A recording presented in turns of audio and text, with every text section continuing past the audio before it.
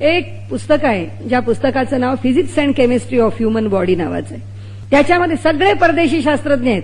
दुर्दैवाने आमच्या देशामध्ये मंत्रशास्त्र आहे, आमच्या देशामध्ये योगशास्त्र आहे, पण त्या शास्त्राचं महत्व जाणण्याकरता आम्ही नाही प्रयोग केले, परदेशी लोकांनी अधिक प्रयोग केले.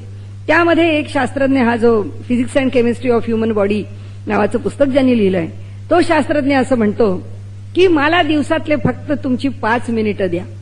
हे सबंध जग जर आरोग्य संपन्न करायचं असेल आणि मानसिक रित्या ज्या प्रकारे मनुष्य आज जगभर पछाडला गेलेला आहे, त्या सगळ्या मानसिक दौर्बल्यातून त्याला बाहेर काढायचं असेल तर तो शास्त्रज्ञ म्हणतो मला 5 मिनिटं द्या. त्यांनी हिशोब काय मांडलाय आपल्याला सांगते. तो असं सांगतो की 1 सेकंदाला माणसाच्या रक्तापासून सुरुवात करा म्हणतो तो, की माणसाच्या रक्तामध्ये असणाऱ्या ज्या पेशी आहेत त्या पेशींचा तो विचार तिथून मांडायला सुरुवात करतो. तो म्हणतो की रक्तामध्ये जो चयापचय म्हणजे शरीरात ज्याला आपण बॉडी मेटाबॉलिझम म्हणतो, त्याच्यामध्ये झीज आणि भर ही होत असते. प्रत्येक क्षणाला पेशी मरत असतात, प्रत्येक क्षणाला पेशी जन्माला येत असतात. त्यांनी सांगितलं रक्तांच्या पेशीपासून सुरुवात करू. रक्तातल्या पेशी ज्या आहेत त्या रक्तातल्या पेशी दर सेकंदाला 30 लक्ष पेशी मरत असतात आणि 30 लक्ष पेशी नव्याने जन्माला येतात. त्या सबंध दिवसामध्ये ह्या पद्धतीने त्या पेशींच्या पातळीवरती झीज भर होत असते. तर त्याचं म्हणणं असं आहे की 1 सेकंदाला 30 लक्ष, 1 मिनिटाला 18 कोटी आणि 5 मिनिटांना 90 कोटी पेशी नव्याने जन्माला येतात. मनामध्ये म्हणतो दुसरा कोणताही विचार आणू नका, दुसऱ्या कशाचाही विचार करू नका. 5 मिनिटं तुम्हाला जिथे बसायला आवडेल तिथे बसा आणि 5 मिनिटं तुम्ही देवाचं नाव घ्या, प्रार्थना करा आणि ती 5 मिनिटांची प्रार्थना अंतःकरणापासून करा.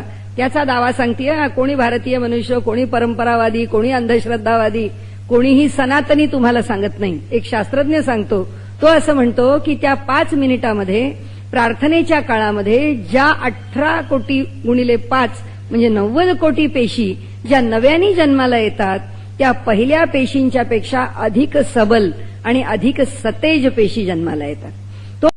आणि त्यांनी 6 महिन्याचा काळ घेऊन असं सांगितलंय की 6 महिने 5 मिनिटं न चुकता जर तुम्ही मंत्राचं स्मरण केलं, कुठलाही एक मंत्र, आपण आपला म्हणून मंत्र म्हणा, आपण आपला म्हणून जप म्हणा, आपण आपलं म्हणून स्तोत्र म्हणा, 5 मिनिटं तो म्हणतो मला द्या.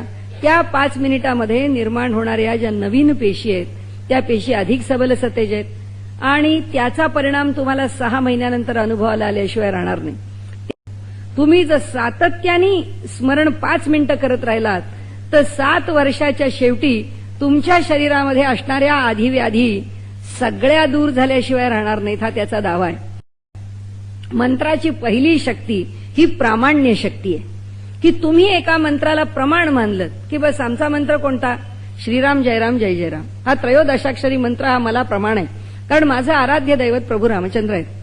तर ते जर आम्ही एकदा प्रमाणभूत मानलं आणि त्या मंत्राचा जर आम्ही जप सुरू केला तर ते म्हणाले त्या मंत्राला एकदा तुम्ही प्रमाण मानलं की पुन्हा 10 मंत्रांचा उच्चार करत बसण्याची तुम्हाला जरूर नाही. मंत्रशास्त्र असं सांगतं की जे केलं आहे त्याचं फळ मिळत नाही, या जगामध्ये ती रीतच नाही. या जगाचा नियमच आहे तो की जे केलं आहे त्याचं फळ मिळणारच.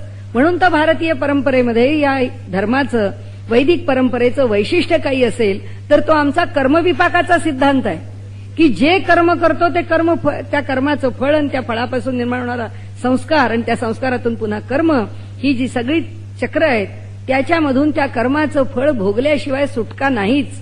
या जगामध्ये केलेल्या प्रत्येक कर्माला फळ आहेच. तसं मंत्रशास्त्र म्हणतं की जपलेल्या प्रत्येक मंत्राचं फळ अनुभवायला येईलच. कसं येईल? केवळ मंत्र जपला फळ मिळालं नाही म्हणाले, एकाच एक प्रमाण नाहीच. आणि म्हणून त्यांनी असं म्हटलंय की फलिनी नुसती शक्ती नाही तर ती बहुनी शक्ती आहे. की जसं एक बीज पेरलं तर त्याला शेकडो बीज येतात. एक ज्वारीचा दाणा पेरला तर त्या कणसामध्ये 500 तरी दाणे असतात ज्वारीचे. तसं आहे म्हणाले की एक मंत्र स्वीकारला, मंत्र किती उच्चारला त्याच्यापेक्षा त्या मंत्राचं फल किती मिळालं. कारण ईश्वराच्या राज्यामधला न्यायच आहे हा की तो फलिनी आणि बहुनी आहे. नुसता फल नाही देत, तो अधिक फल देतो. आणि त्याच्या पुढचा जो न्याय आहे किंवा त्याच्या मंत्राचं जे अधिक फल आहे ते आणखीन त्यांनी सांगितलंय की त्याची चौथी शक्ती ही अंतर्ग्राही शक्ती आहे.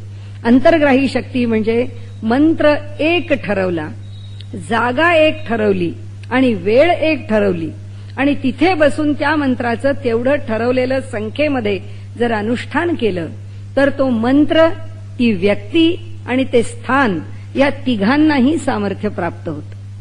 आणि अशा प्रकारे त्याचं एक स्पष्टीकरण श्रीधर स्वामींनी आपल्या आर्य संस्कृती पुस्तकात फार छान दिलं. त्यांनी सांगितलं या 33 कोटी देवता म्हणजे काय. म्हणाले आमच्या भारत देशामध्ये निरनिराळ्या स्थानावरती तपाचरण करून ऋषीमुनींनी एवढी स्थानं ही सामर्थ्य संपन्न करून ठेवलेली. म्हणून 33 कोटी देवता कशाला म्हणाले, मर्यादित कशाला करता.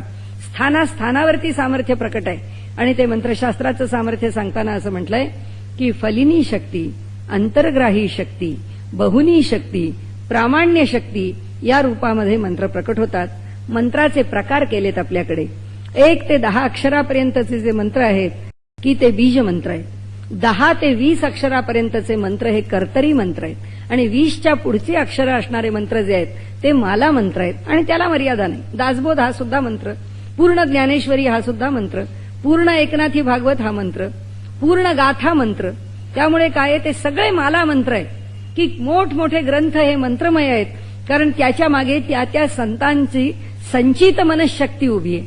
त्यांचं सामर्थ्य त्या ग्रंथांच्या मागे उभं आहे.